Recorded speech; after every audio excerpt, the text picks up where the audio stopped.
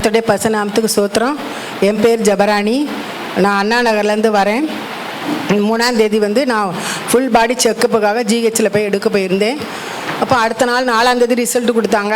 அப்போ இடது மார்பகத்தில் ஒரு கட்டி இருக்குது அப்படின்ட்டு ரிசல்ட் வந்தது. என் மருமக அங்கேயே நர்ஸாக இருக்கிறதுனால அவள் தான் கூப்பிட்டு போனான். வீட்டுக்கு வந்தோடனே என்ன பண்ணேன்னு எனக்கு தெரியல, பயமாக இருந்தது. கட்டினோடனே அது என்ன கட்டின்னு தெரியல, இருந்தாலும் கட்டி வந்துடனே பல சிந்தனைகள் ரொம்ப பயமாக இருந்துச்சு. அப்போ வீட்டில் இருந்து ரொம்ப கவலைப்பட்டுகிட்டே இருந்தேன். அப்போ நாங்கள் ஐயா எங்களுக்கு 20 வருஷத்துக்கு மேலேயே தெரியும். அப்படி இருக்கச்சில எனக்கு ஜெபிக்கணும் அப்படி எந்த இதுவுமே தோணலை. வீட்டில் அழுதுகிட்டு உட்காந்து அப்போ என் பெரிய பையன் சொன்னான், அம்மா பயப்படாதீங்க, நம்ம காலையில் போய் ஐயாட்ட ஜெபம் பண்ணிட்டு வருவோம், நீங்கள் கவலைப்படாதீங்கன்னு சொன்னான். அதேமாதிரி காலையில் நான் ஜெபம் பண்ண வந்தேன்.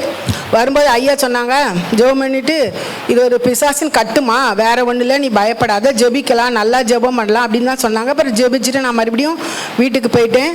அதுக்கப்புறம் என் மருமக பயந்துட்டு திருப்பி டாக்டர்கிட்ட கூட்டிகிட்டு போனால் அவள் ஜிஹெச்சில் பெரிய பெரிய டாக்டர்கிட்ட ஒரு 6 டாக்டர்கிட்ட கொண்டு காமிச்சிருப்பா. 3 பேர் என்ன சொன்னாங்க, இது பயப்பட வேண்டாம், சின்னதாக தான் இருக்குது கட்டி, அதனால் நீங்கள் பயப்பட வேண்டாம் அப்படின்னு சொன்னாங்க. மற்ற 3 பேர் சொன்னாங்க, இல்லை சின்னதாக இருக்கும்போதே எடுத்துடணும், அப்போ அதுதான் நல்லது, வளர்ந்தா வேறு மாதிரி ஆகிடும் அப்படின்னு சொன்னாங்க. அதனால் எனக்கு ரொம்ப பயமாக இருந்தது. ஒருத்தரும் இன்னும் சொல்கிறாங்களே ஏசப்பா என்ன பண்ணேன்னு ரொம்ப கலங்கி போயிட்டு இருந்தேன்.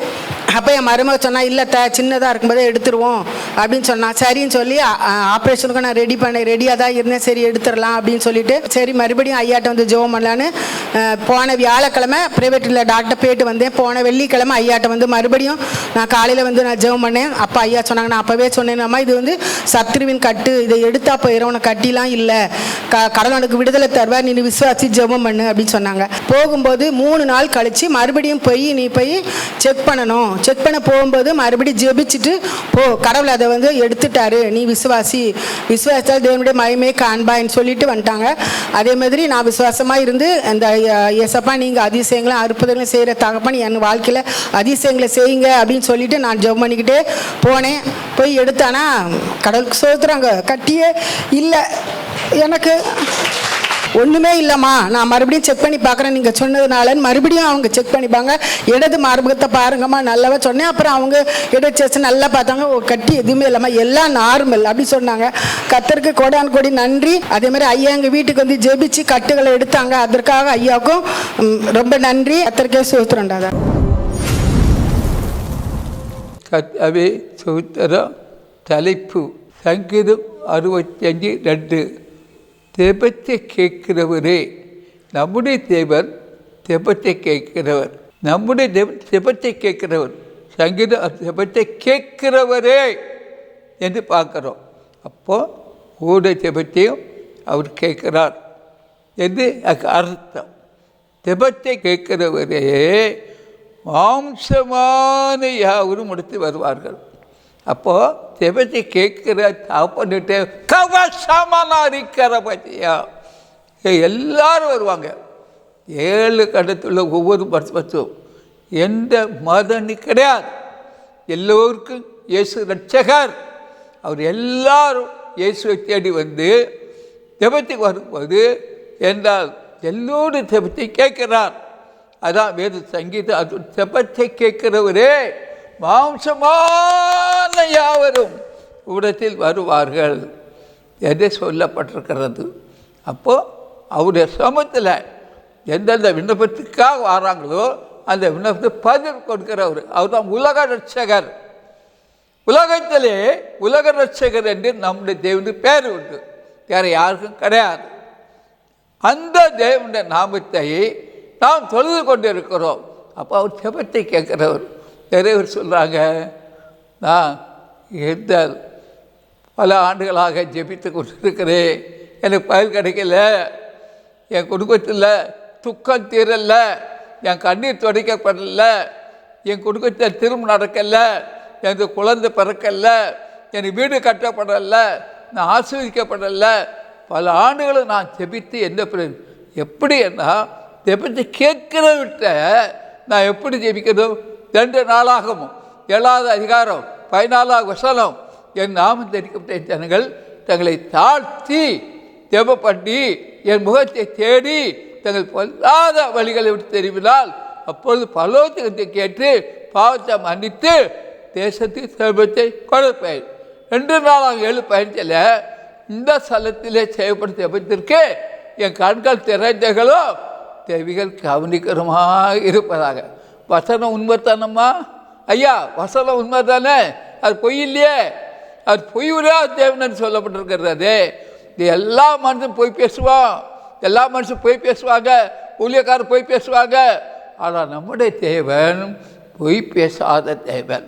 அவர் சங்கீதம் 65:2 தேவத்தை கேட்கிறவரே மாம்சபாடு யாரு, அதான் தலைப்பு, தேவத்தை கேட்கிறவரே. அப்போ உங்கள் தேவத்துக்கு பதில் கிடைக்கலன்னா தன்னை தாழ்த்தி ஜெபம் பண்ணணும், தாழ்த்தி ஜெபம் பண்ணணும். அவர் முகத்தை தேடலாம், அப்படி பொல்லாத வழியில் விட்டு வெளியே வரலாம். பொல்லாத வழியை தெரிவினால் இப்போது பலவற்றையும் கேட்டு பாவத்தை மன்னித்து ஜெபத்தை கொடுப்பார்.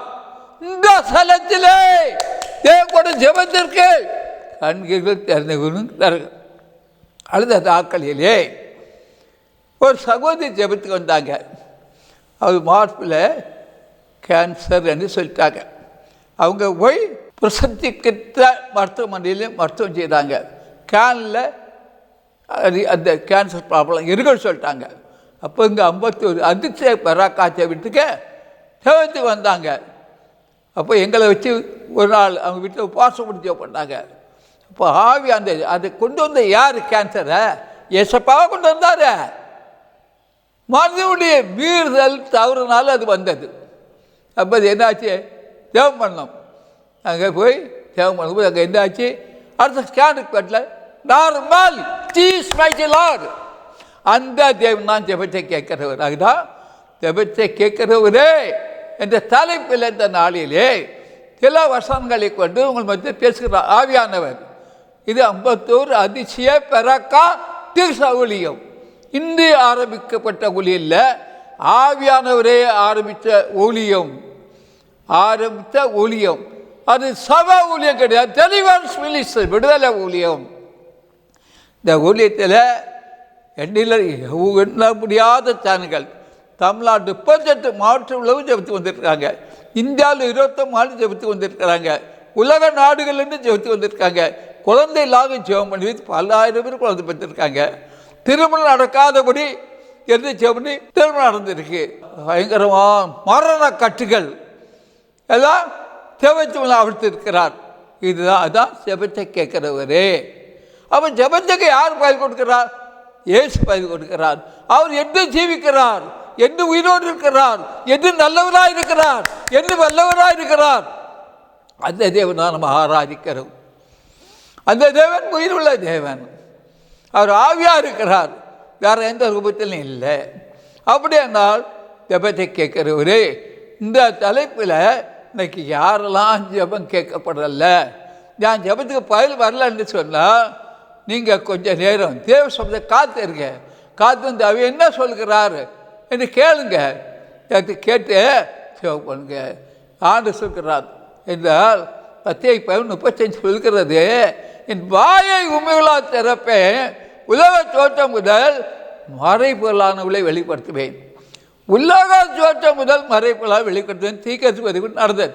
அந்த மோசோடு முகமாக பேசினாரே, சகல தீர்க்கதரிசி பேசினாரே, ஏன் உங்களுக்கு பேச மாட்டாரா? யோசப் சொப்பனத்தை பேசினார் இல்லையா, இல்லை தர்சனத்தை பேசுகிறார் இல்லையா, வசனத்தை கொண்டு பேசுகிறார் இல்லையா, பாடல்கள் பற்றி பேசுகிறார்ல, அந்த தேவன் ஏற்றம் என்று வர. அதான் அவர் சொல்கிறார், ஜெபத்தை கேட்கிறவரே மாம்சமனை யாவரும் இடத்தில் வருவார்கள். அப்போ எல்லாரும் வருவாங்க. அது நீர் விடுதலை கொடுக்க தேவன், சீஸ் மைட்டி லார்ட். அந்த தேவன் தான் உயிர் உள்ள தேவன். ஏசியா தீர்க்கதரிசி புத்தகம் 38வது அதிகாரத்திலே 1-5 தேவத்தை கேட்கிறவரே என்று பார்க்கிறோம். அந்நாட்களிலே எசேக்கியா வியாதிப்பட்டு மரணத்துக்கு ஏதுவாக இருந்தால், அப்போது ஆமோஸ் குமாரனாகிய ஏசா என்னும் தீர்க்கதரிசி அவனிடத்தை வந்து அவனை நோக்கி, நீர் உமது வீட்டு காரியத்தை ஒழுங்குபடுத்தும், நீர் பிழைக்க மாட்டீர், மறுத்து போவீர் என்று கர்த்தர் சொல்கிறார் சொன்னான். யாரு? ஏசியா தீர்க்கதரிசி கொண்டு பேசுகிறார் தேவன். அப்பொழுது எசேக்கியா தன் முகத்தை சுவர்புறமாக திருப்பி கொண்டு கர்த்தரை நோக்கி, கர்த்தாவே, நான் உமக்கு முன்பாக உண்மையும் மன உத்தமாய் நடந்து உமது பார்வைக்கு நலமான காரியத்தை செய்தேன், நினைத்தார்களோ என்று விண்ணப்பம் பண்ணி எசேக்கியா மிகாழ்ந்தான். பார்த்தீங்களா? அப்போது எசேக்கியா தன் முகத்தை சூழ்புறமாக திருப்பிவிட்டான். அவர் முகமாக திருப்பலை சுத்திருக்கிறார். காரணம், அவர் உனக்கு ஒரு உணர்வை கொடுத்தார். மனுஷன் தவறான காரியங்கள் செய்கிறார். ஏன் அவங்க முகத்தை திருப்பிக்கிட்டார்? ஏசாத்துக்கள் பேசல. ஏன்னா தவறுகள் எல்லாருடைய வாழ்க்கையில் இருக்குது. These might Lord. அப்போ தான் ஆண்டு ஏசாயாவுக்கு உண்டான வார்த்தை கர்த்தருடைய வார்த்தை. நீ போய் எசேக்கியாவை நோக்கி, உன் தகப்பனாகிய தாவீதின் தேவனாகிய கர்த்தர் சொல்கிறது என்னவென்றால், உன் விண்ணப்பத்தை கேட்டேன், உன் ஜெபத்தை கேட்டேன், ஜெபத்தை கேட்டேன், உன் கண்ணீரை கண்டேன், இதோ உன் நாட்களோடு 15 வருஷம். அப்போ ஜெபத்தை கேட்டார். என்றால் ஏசியா தீர்க்கொண்டு எசேக்கியாவோட ஜெபத்தை கேட்டார். கேட்டு என்ன செய்தார் தெரியுமா? 15 வருடம் ஆயுசை கூட்டி கொடுத்தார். அல்லேலூயா, அல்லேலூயா, அல்லேலூயா. அந்த தேவன் தான் நம்முடைய தேவன். அப்படிதான் ஜெபத்தை கேட்கிறவர், அந்த ஜெபத்துக்கு பதில் கொடுக்கிறவர், அந்த ஜெபத்துக்கு இறங்குகிறவர். அவர் உலக ரட்சக சபா சமானா வீக்கவா சம்பனா வீக்கரவசியா.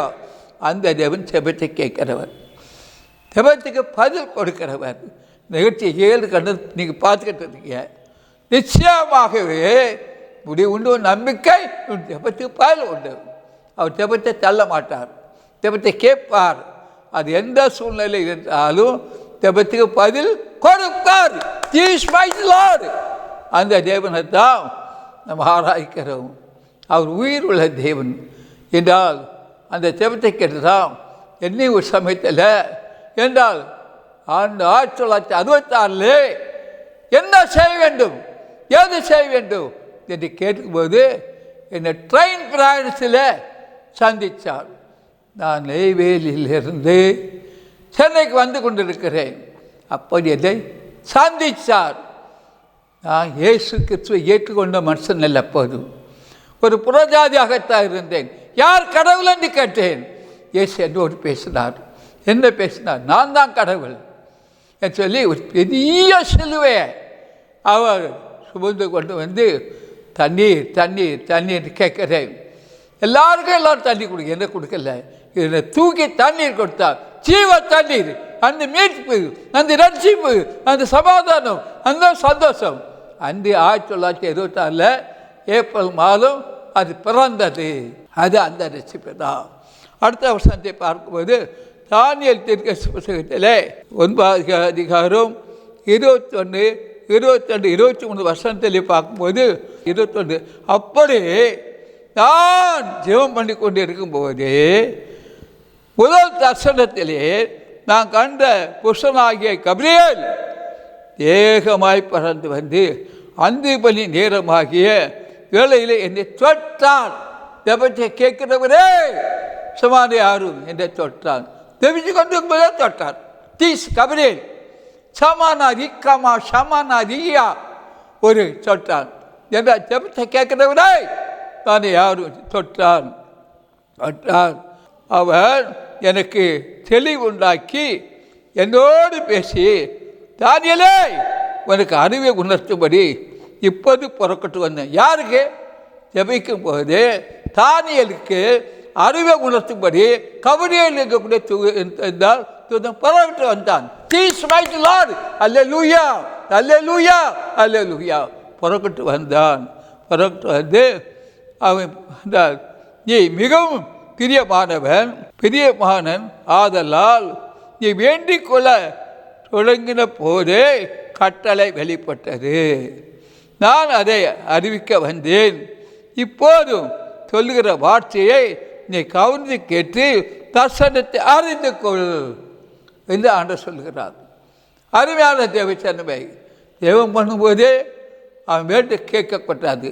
கபிரியேல் தூதனுக்கு வந்தான்.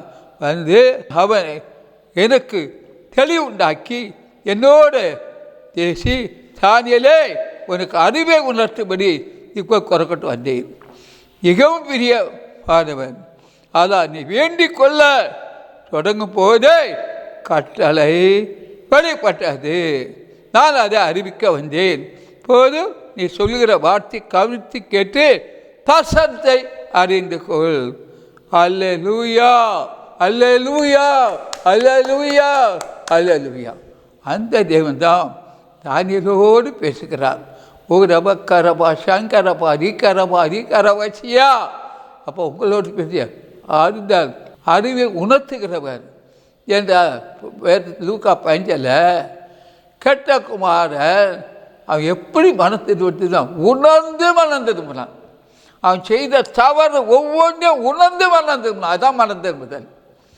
சர்ச்சில் மாம்சத்தில் நான் மனம் தெரிவிட்டேன் என்று சொல்லி ஞானஸ்தானம் எடுக்கிற முக்கியம் இல்லை. அது உண்மையான ஞானஸ்தானம் இல்லை. உணர்ந்து மனம் திரும்பணும். 100க்கு 100 ஆவி ஆத்மா சரீரத்தில் அதான் ரட்சிப்பு. அந்த ரட்சிப்பை தான் நம்முடைய ஆண்டவராக இயேசு கிறிஸ்து கல்வாரி சிலுவையிலே தந்தார். உணர்ந்து மனம் திரும்புறது 100க்கு 100 என்றால் 100க்கு 100 நம்ம பாட்டு பாடுகிறோம், நல்லதுதான். ஆனால் 100க்கு 100 ஆவி ஆத்மா சரீரத்தில் உணர்ந்து மனம் திரும்புது. இதைதான் அங்கே வேத்தில் பார்க்குறோம். அப்படியால் அறிவை உணர்த்தும்படி இப்போது புறப்பட்டு வந்தேன். அறிவை உணர்த்தும்படி. அப்போ நமக்கு அறிவை உணர்த்தும்படி அவன் பறந்து வந்தான். Mighty Jesus mighty Lord. அந்த தெய்வம் தான் நம்மளோடு பேசுகிறார். அப்போ என்ன செய்யணும்? அருமையான தேவச்சனமே, இந்து கர்த்தகு செபச்சை கேட்கிறவரே, அந்த செபச்சை கேட்கிறவர்கிட்ட வேறே சரண்டர் ஆகணும். இயேசு ஒருவர்தான உலக ரட்சகர், அவதான ஜீவன் உள்ள தேவன். வேறு தேவன் உண்டோ? இல்லை. வானத்திங்களே பூமியிலே நாமம் இல்லை. அந்த நாமத்திலே அறிவை உணர்த்துகிறவரும் ஆசீர்வதிக்கிறவரும் அங்கீகரிக்கிறதும் தாங்கிறதும் என்றால் அற்புதங்களை செய்கிறவரும் அவர் ஒருவரே. அவர்தான் இயேசு, வேறு யாரும் கிடையாது. கட்ட சுத்தரம் யோனா தீர்க்கதரிசி புத்தகம் 2வது அதிகாரத்திலே 1-2 வருஷத்தை பார்ப்பது, அந்த மீனின் வயிற்றிலிருந்து யோனா தன் தேவனாய் கத்தை நோக்கி விண்ணப்பம் பண்ணி, யார் வயிற்றிலிருந்து? மீனின் வயிற்றிலிருந்து விண்ணப்பம் பண்ணுகிறான். கடல் ஆழத்திலிருந்து தீஸ் மாய்ச்சலார் பற்றி கேட்கிறவரே மாம்சமான யாரும் முடித்து வருவார்கள். அப்போ மீனின் வயிற்றிலிருந்து யோனா விண்ணப்பம் பண்ணுகிறான். நமக்கு எத்தனையோ தருணம் இருக்குது. நல்ல கட்டடம் இருக்குது, நல்ல வீடு இருக்குது, நல்ல ஆலயம் இருக்குது. ஆனால் இந்த யோனா மாதிரியாக மீன் வயிற்றிலிருந்து நெருக்கத்தில் உயிர் போய் வரக்கூடிய நேரத்தில் விண்ணப்பம் பண்ணுகிறான். மீனின் வயிற்றிலிருந்து விண்ணப்பம் பண்ணுகிறான். அதான் ஜெபத்தை கேட்குறேன். மீனின் வயிற்றிலிருந்து யோனா ஜெபம் பண்ணுறான். அவன் ஜெபத்தாய் கேட்டார்.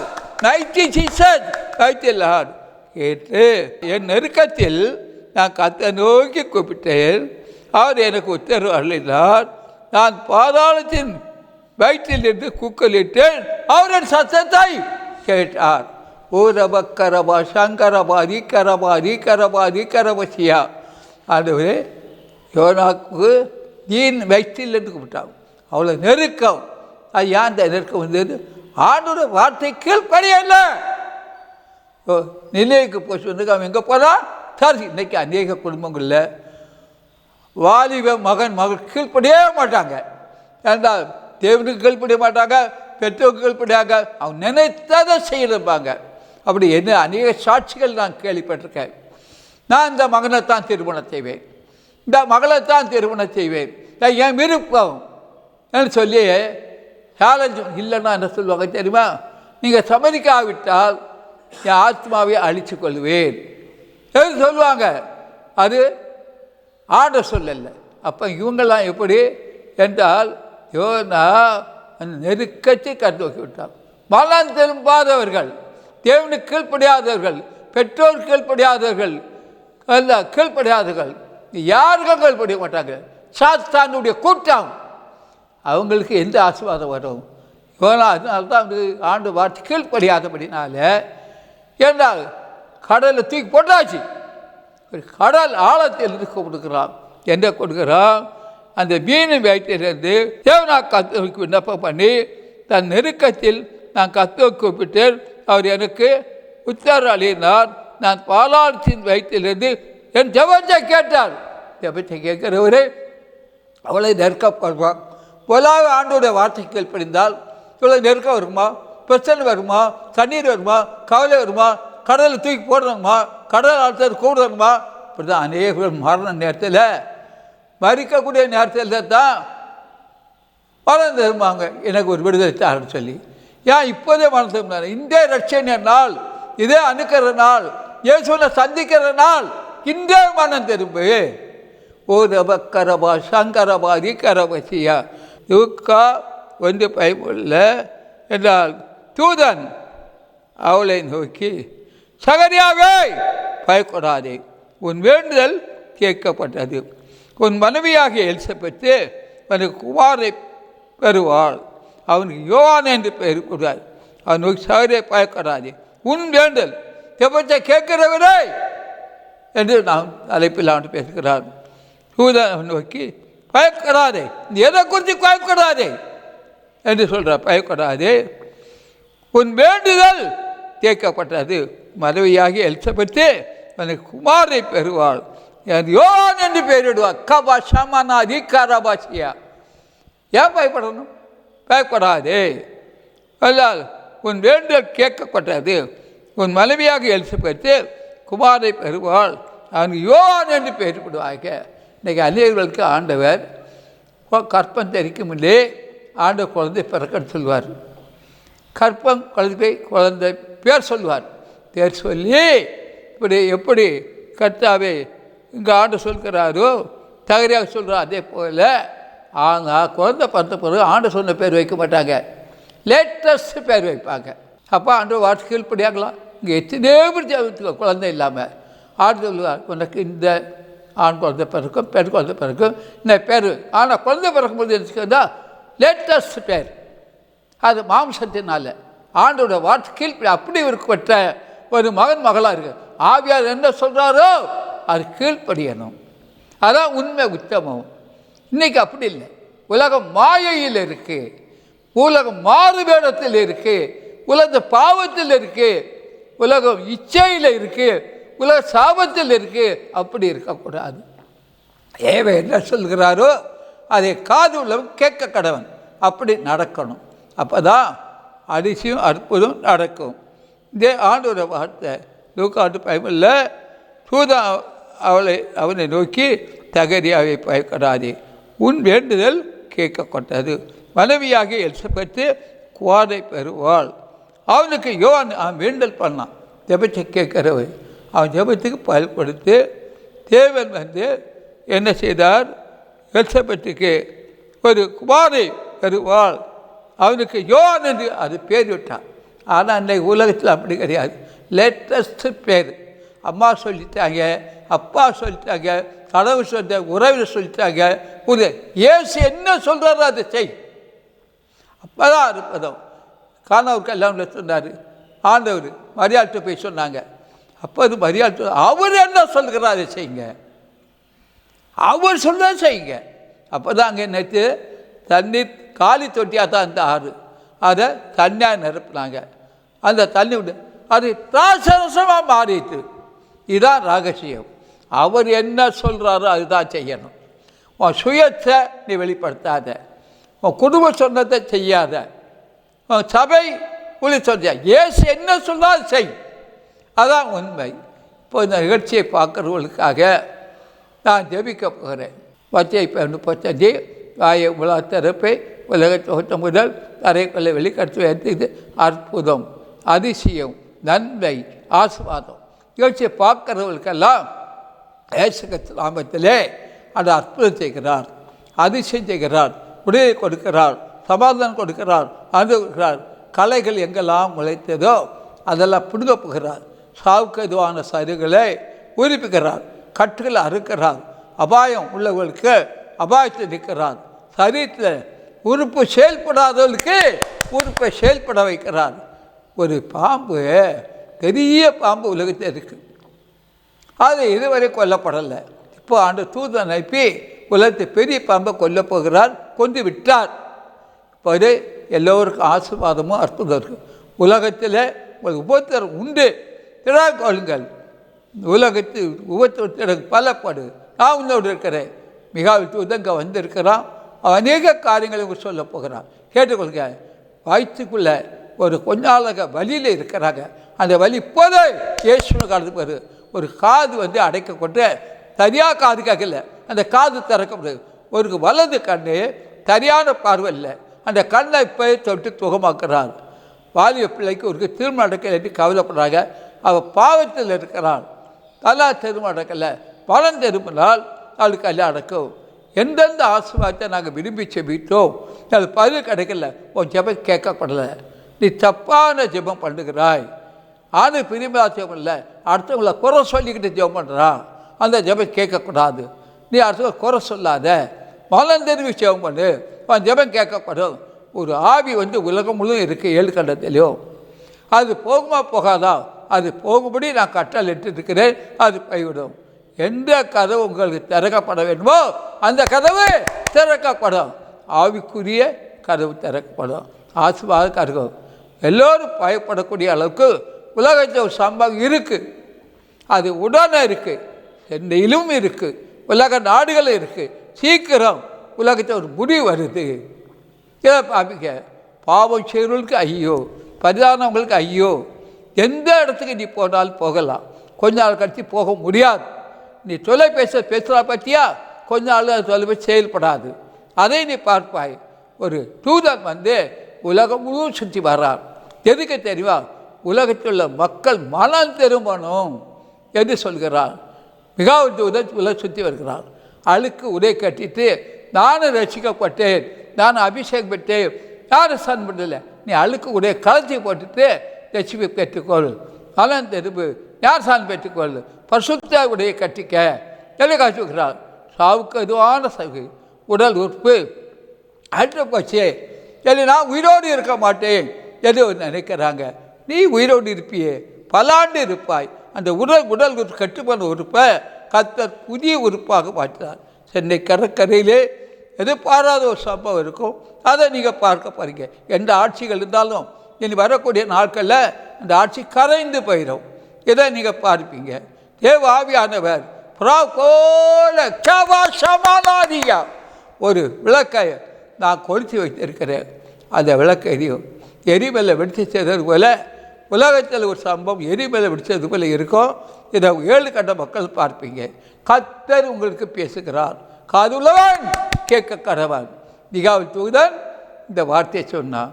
எது அதிசயம்தான், எது அற்புதம் தான், எது நன்மை தான், எது தீமை வராது.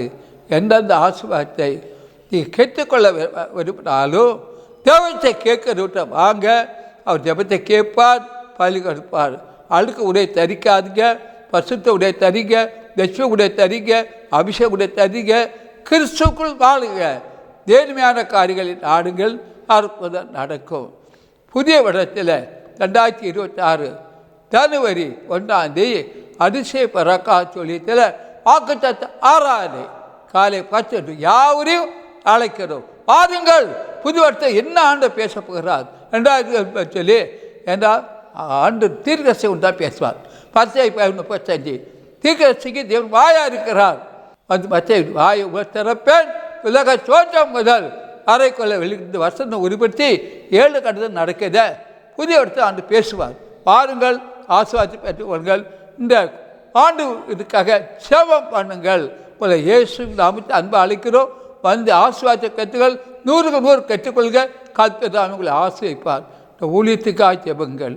ஆமே ஆமே. வருஷத்தை உம்முடைய நன்மையால் முடிசூட்டுகிறீர். சங்கீதம் 65:11. அதிசய பெராக்கா தீர்க்க தரிசன ஊழியத்தின் 2026 ஆண்டிற்கான புது வருட வாக்குத்தத்த பெருவிழா நாள் 2026 ஜனவரி 1 வியாழன். நேரம் காலை 10:30 மணி முதல் பிற்பகல் 2 மணி வரை.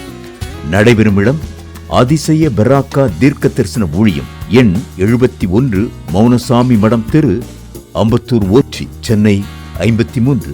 இது அம்பத்தூர் ஓற்றி பஸ் நிலையம் அருகில் அமைந்துள்ளது. துதி ஆராதனை சுவிசேஷகர் டி. செல்வின் அவர்கள். தேவச் செய்தி மற்றும் தீர்க்க தரிசன செய்தி தீர்க்கதரிசி எஸ். தங்கசாமி அவர்கள். தீர்க்க தரிசனம் மற்றும் சுகமளிக்கும் வரம் பெற்றவர். சிறப்பு பாடல்கள் மற்றும் சாட்சிகளும் உண்டு. சபை பாகுபாடின்றி அனைவரையும் அன்புடன் அழைக்கிறோம். எங்களுடைய வங்கி விலாசம் S. Thangasamy, bank of Baroda, Ambattur branch. Account number 053300023359. IFSC code BAR 0AMBATT. மேலும் தேவ ஊழியரை நீங்கள் தனித்தனியாக சந்தித்து ஜெபிக்க விரும்பினார் ஒவ்வொரு நாளும் அதிகாலை 5 மணி முதல் காலை தொழுகையில் நீங்கள் கலந்து கொண்டு சகோதரர் அவர்களை சந்தித்து ஜெபித்துக் கொள்ளலாம். மேலும் விவரங்களுக்கு தொடர்பு கொள்ள சுவிசேஷகர் எஸ். தங்கசாமி. தொலைபேசி எண் 26574550, 26574551. செல்போன் 9383344445. புத்தூர் அதிசய பெராக்கா தீர்க்க தரிசன ஊழியங்கள் நடத்தும் பரிசுத்த உபவாச ஜெப கொடுகை நடைபெறும் இடம் அதிசய பெராக்கா தீர்க்க தரிசன ஊழியங்கள் 71 மௌனசாமி மடம், அம்பத்தூர் ஓற்றி. இதில் சிறப்பு ஜெபம் மற்றும் தேவ செய்தி அளிக்க இருக்கின்றவர் தீர்க்கதரிசி எஸ். தங்கசாமி அவர்கள். அன்பானவர்களே, இந்த உபவாச கூட்டத்தில் கலந்து கொண்டு தேவ ஆசீர்வாதங்களை பெற்று செல்ல அன்புடன் அழைக்கப்படுகின்றீர்கள். மேலும் ஆலோசனைகளுக்கும் நீங்கள் தொடர்பு கொள்ள வேண்டிய முகவரி சுவிசேஷகர் எஸ். தங்கசாமி, 71 மௌனசாமி மடம், அம்பத்தூர் ஓற்றி, சென்னை 53.